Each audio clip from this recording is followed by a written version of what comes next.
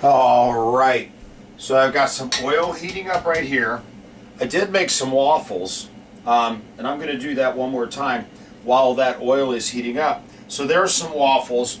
I'm going to set these aside because I'm still trying to, the first batch or two, got that. Let's start the waffles. I have right here a mix of olive oil and a little bit of allspice. Okay, and I splash that on there. Make a big mess. This is why my stove looks like it does. Okay, splash that on there.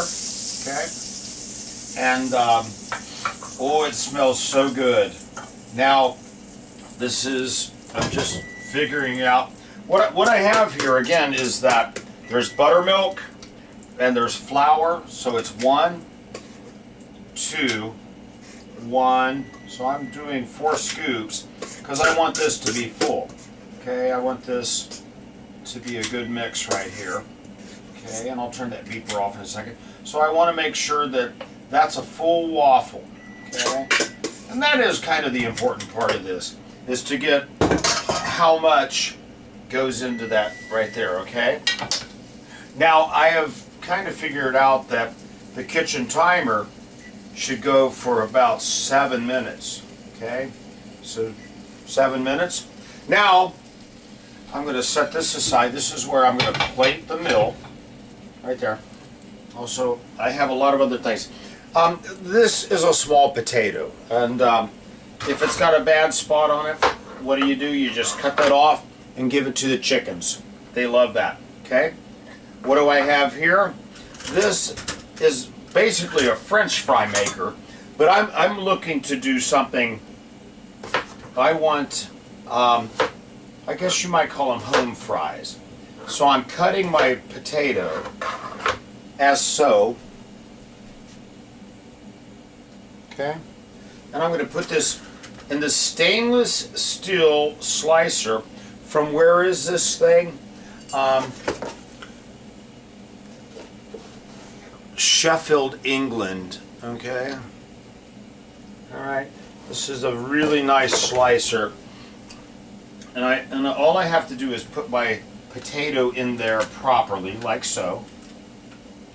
Right? And what this slicer has, and I hope I'm doing this right, are these stainless steel blades. Okay?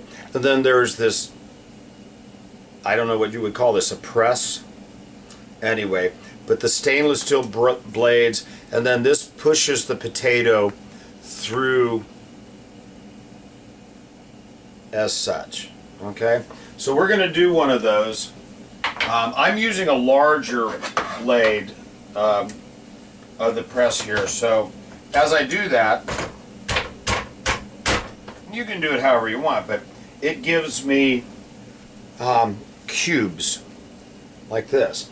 And what I'm hoping is my oil is getting really, really hot right here. My measurement says it's 250 degrees. I really need it to be a little bit higher than that. My waffle maker is coming up to temp. This is coming up to temp. Timing is one of the things that I have one of the hardest times with in the kitchen and in my personal life. Slow and easy is not always the name of the game. Sometimes you want to cook things faster. Anyway, so while I'm working on that, I've already prepared this blueberry and blue agave mix right here. This is a wonderful discovery. I take blueberries and blue agave and I boil them down. And it is low glycemic and really high in the good stuff.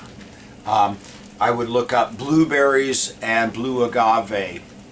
Okay? I'll try to, I don't really have time to blog all that sort of stuff, but you can. You got Google, right? Anyway, my waffles are just about done. I got a few minutes. They actually, to me, they look like they're done. And again, I want them crispy, but not too crispy. So there's a couple really nice waffles. Okay? A couple really nice slices of bacon, like that. Okay? That looks like the way you'd get it at Waffle House, okay?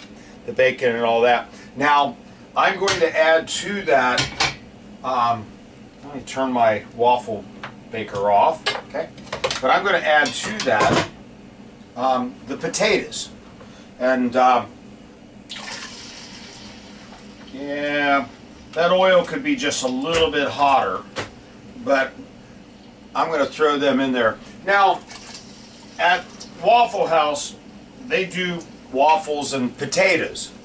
So this is kind of what this is about. Scattered, smattered, smothered, and I could even throw some onion in there, would probably not be a bad idea, because I don't like to add a lot of things, but you can put anything you want. You can even put jalapenos and cheese and everything on top of there.